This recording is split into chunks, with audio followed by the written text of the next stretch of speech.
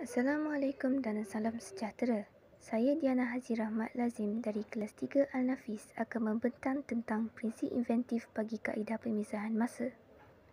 Untuk menentukan sama ada kaedah yang diperlukan adalah antara ruang atau masa, penyelesaian masalah inventif secara pemisahan perlu diselesaikan seperti berikut.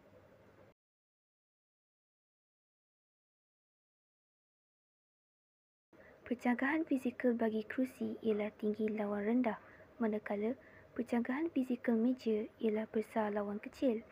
Bagi situasi kerusi, objeknya perlu tinggi untuk murid yang tinggi dan perlu rendah untuk murid yang rendah. Kemah perlu besar semasa digunakan dan perlu kecil semasa disimpan. Jenis kaedah pemisahan dapat dijelaskan dengan soalan penentuan kaedah pemisahan ruang atau masa. Contohnya, adakah kerusi perlu tinggi dan rendah pada masa yang sama?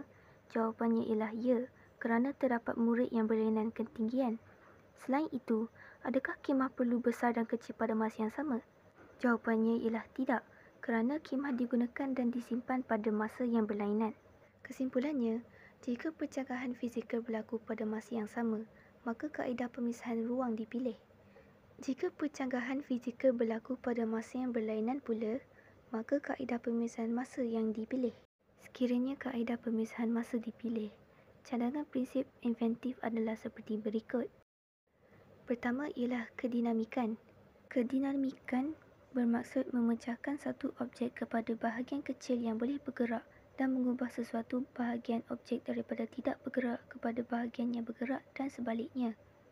Contohnya, meja makan berempat boleh dibesarkan menjadi meja makan berlapan dan steering kereta yang boleh diubah ketinggiannya.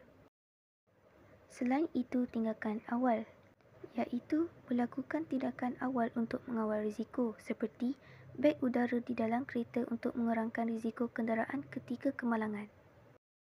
Seterusnya, tindakan berkala, iaitu menukarkan tindakan berterusan kepada tindakan berkala. Contohnya, lampu jalan menyala berkala mengikut waktu siang dan malam. Di samping itu, tindakan keterlaluan.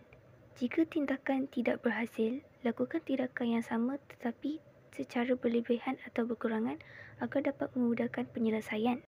Contohnya, proses menabur serbuk gula di atas donat untuk mengurangkan dan menambahkan kemanisan. Akhir sekali, pengembangan terma, iaitu menggunakan prinsip pengembangan atau pengecutan terhadap sesuatu bahan. Contohnya, pemutus litar yang menggunakan prinsip terma pemula lampu Pendaflor. Itu saja daripada saya. Sekian, terima kasih.